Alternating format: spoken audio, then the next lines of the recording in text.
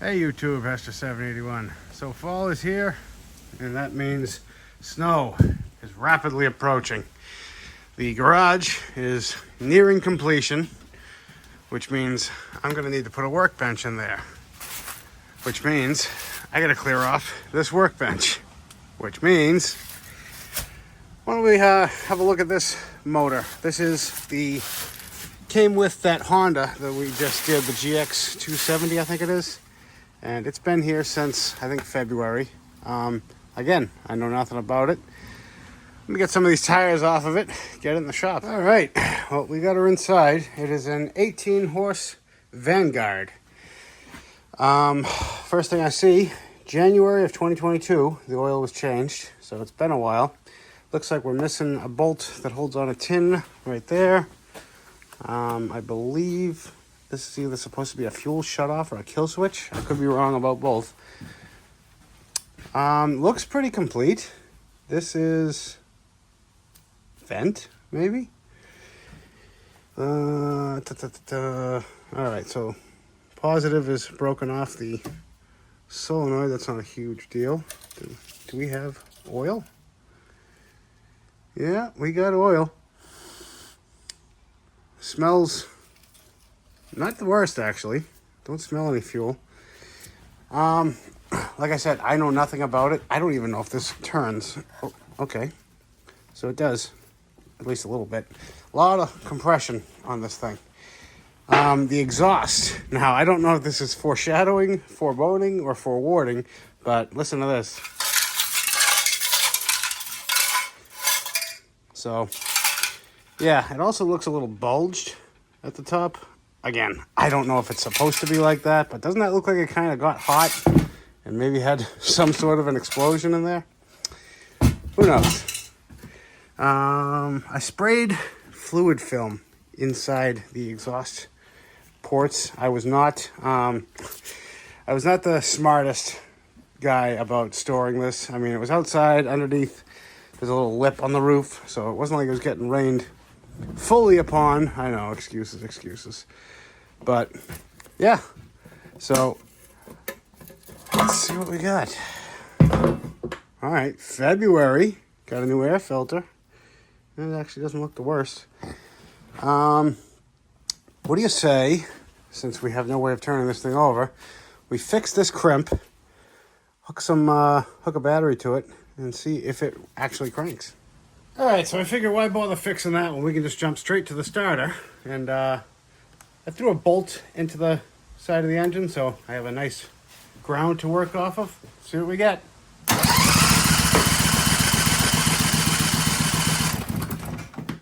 Sweet. It cranks. I was just feeling, and well, we got exhaust shooting out of both sides. So, awesome. Now, I know what you guys are thinking. Let's just throw some gas down the gullet, give her the spurs, and see if she kicks. No. We have to be disciplined here. We have to pull the plugs, lube the cylinder walls, do this the right way.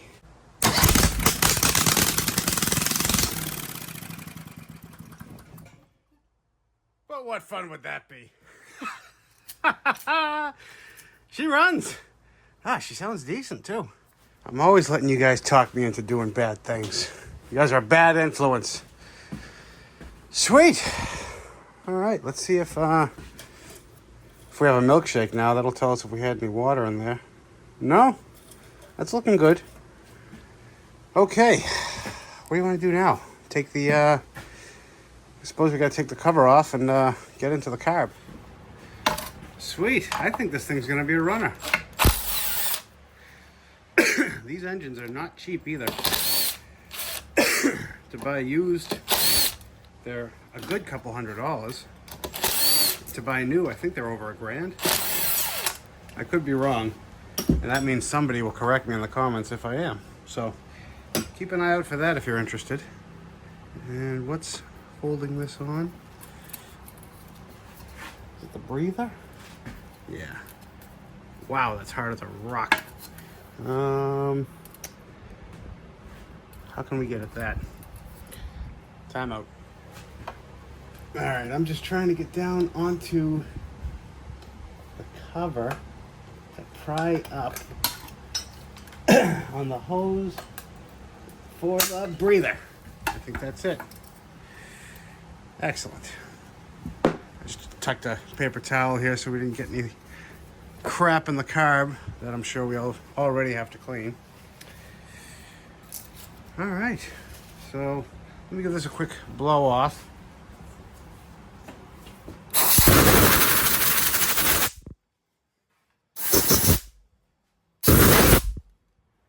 Let's dive in.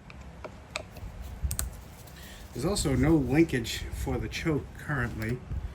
It's supposed to hook up right here, but at least all the bits are there, so if we ever want to hook up in the future.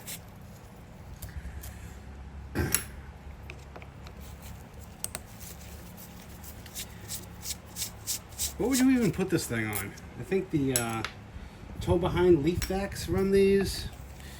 Maybe some standers. Generally something with a front mount type, you know, PTO of some sort.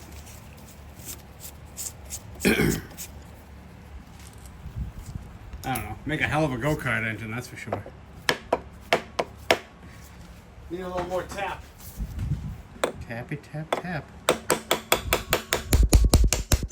Gentle. And we're in.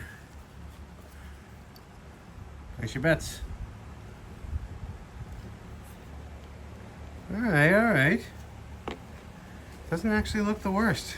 I think my hands are dirtier. Hold on.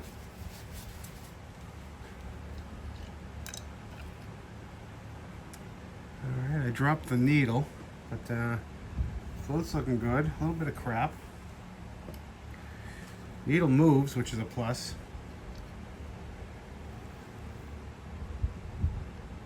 Is there a little something on that tip there? No, I think we're good. All right, let me get you down and in. Not the best, not the worst. Definitely some crud at the bottom, so I'm gonna take a second and a blowgun and blow all that out. Everything else, that's looking very, very nice.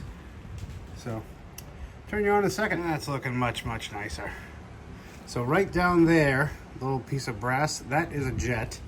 And it can be accessed by taking this out, but I'm not gonna touch it for now. I'll probably regret it later, but there was no fluid in here. It's just a little scuzz on the bottom. So this thing, if I had to bet, is probably gonna run great. Yep, just jinxed myself. So here's my plan.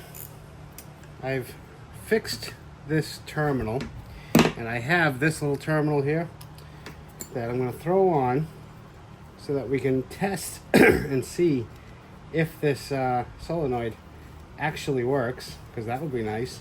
I mean, it's a cheap part if not, but still, take what you can get, right? I'm gonna hook up my auxiliary fuel tank and do some testing. We should get charging voltage out of this if the charge wire is working. You guys see any problem with that? Speak now. All right, so here's my setup. I got the booster back hooked up to the cable going to the solenoid and to the starter. I have the ground hooked up to the block. I have my signal wire ready to go to the solenoid. I have fuel hooked up to the fuel pump. It is above hand, so I don't know if we're going to prove that the fuel pump works in this scenario. And I have a meter hooked up, ready to go to the charge wire. So assuming that this thing actually works, I have to quickly unplug this before I cause an accident, because this thing's going to be jumping all over the place. So cross your fingers for me. Fire in the hole.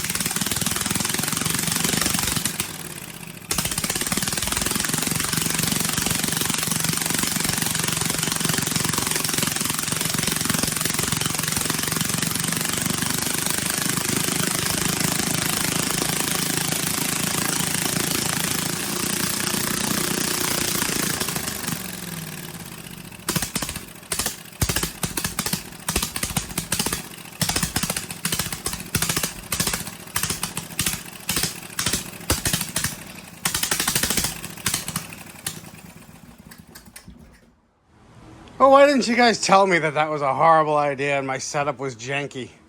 God, it's like you guys want to see me fail. So that worked great.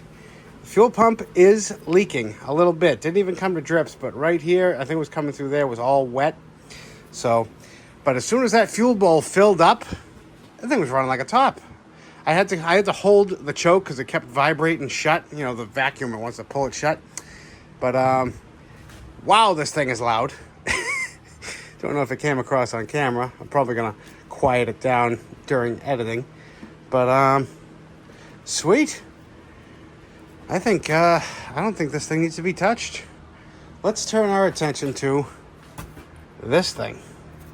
So after careful audio analysis by shaking the ever-living crap out of it, I've found that most of whatever's in here is at the bottom of the muffler, which, I mean, this is actually the top, this is the bottom, so I'm going to say this front portion. So what I want to do is cut a square out of it.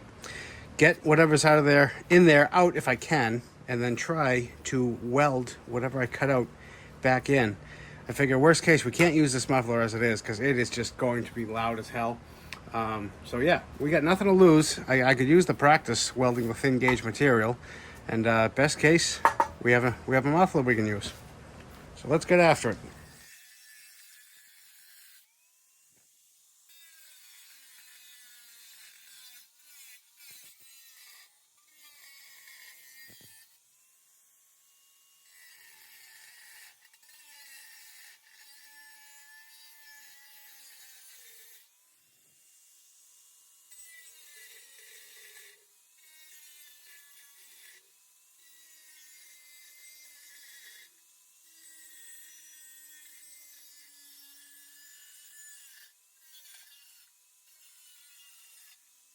All right, let's peek and see.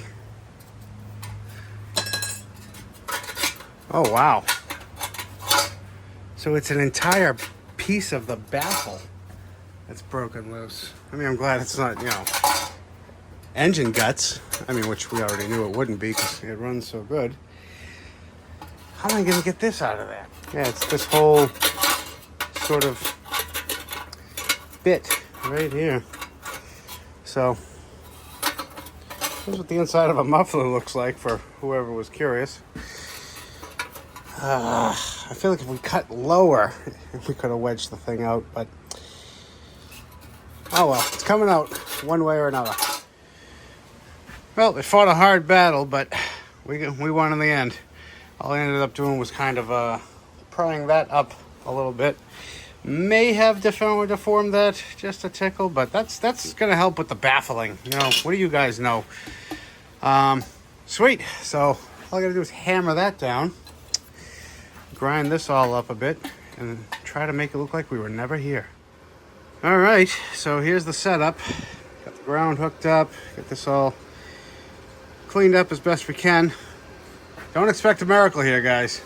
But this little weld has been good to me. Well, if you squint, it's mint. It didn't come out the worst for, 18 gauge sheet metal.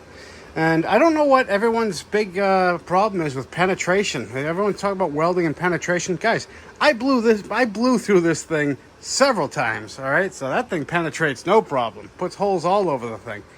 And porosity, look at that. It's porous, all right. I should be a professional welder. And after a date with the grinder, it's not looking the worst, actually. I think there may be a little bit of a pinhole right there, but it's hard to tell. While it's set up on the vise, I'm probably just going to hit this one and that one, and then we'll offer it up to the engine. I'll tell you what, it's an awkward muffler to hold and hang. And metric hardware on this, in case you guys were wondering. Don't grab the hot parts, remember. Well, I don't know about you guys, but I would sure love to hear the difference in sound. So I've got the fuel turned on. Loki Thor is set. I get my hand on the choke. Well, here's hoping.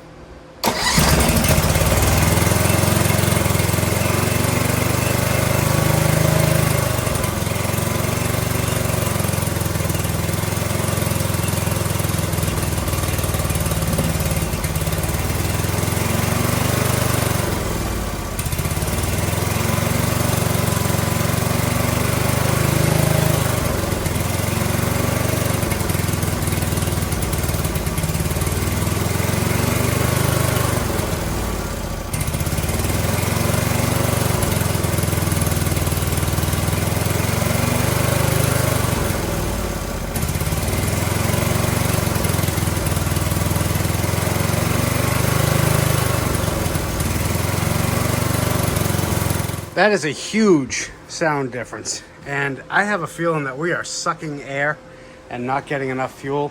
So I want to try to bypass, just go straight to a gravity fed system. So let me do that real quick. I figured before I do that, I looked through my stash, and sure enough, I did have a replacement pump. So I wonder if the diaphragm opened up on this thing. Is this original Mikuni? Yeah. Let's try it again. All right, attempt number 2.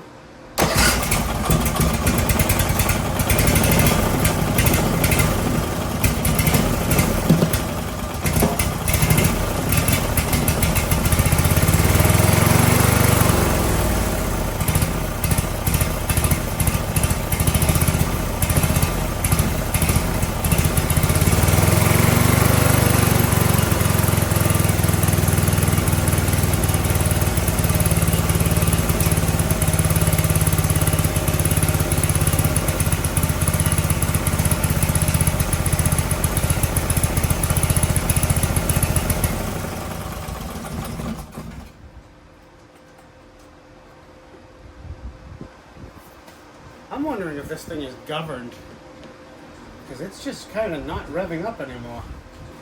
I'm going to try one more time.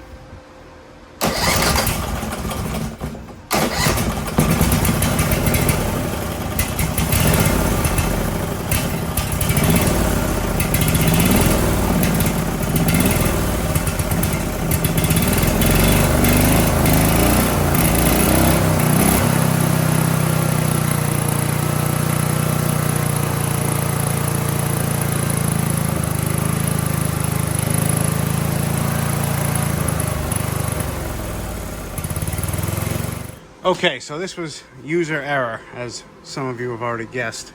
I got kind of confused, dyslexia, holding the choke in the wrong position for too long.